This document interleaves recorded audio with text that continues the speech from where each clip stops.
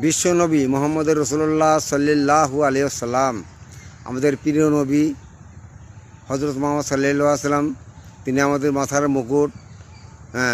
বিশ্বনবী, রহমতের নবী, বরকতের নবী, বিশ্বনবী, মায়ের নবী, দয়ার নবী, রহমতের নবী। এই বিশ্বনবী আমাদের প্রিয় নবী, আমাদের সবচেয়ে আমাদের গর্ব। আমরা এমন একটা নবী পেয়েছি, বিশ্বনবী। এমন একটা নবী আমরা পেয়েছি, বিশ্বনবী হজরত মোহাম্মদ সাল্লাল্লাহু আলাইহি ওয়াসাল্লাম। আমরা পেয়েছি।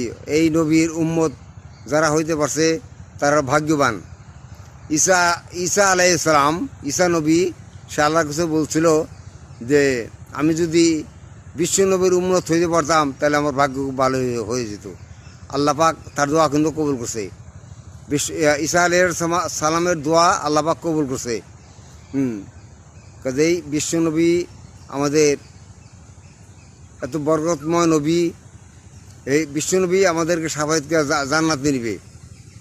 বিশ্বনবী শাফায়াত ছাড়া কেউ জান্নাত পাবে না। বিশ্বনবী হজরত মুহাম্মদ সাল্লাল্লাহু আলাইহি ওয়াসাল্লাম, উনি হাসরের ময়দানে আমাদের সকলকে শাফায়াত করবে, শাফায়াত করে উনি জান্নাতে নিবে। কাজেই বিশ্বনবী আমাদের প্রিয় নবী হজরত মুহাম্মদ সাল্লাল্লাহু আলাইহি ওয়াসাল্লাম, আমরা তাকে ভালোবাসবো। বিশ্বনবীকে সবসময় স্মরণ করবো। বিশ্বনবীর সুন্নত মোতাবেক জীবনযাপন করবো আমরা সকলেই। বিশ্বনবী যে সমস্ত আদেশ দিয়ে আসে তার আদেশ মতো জীবনযাপন করবো আমরা সকলেই।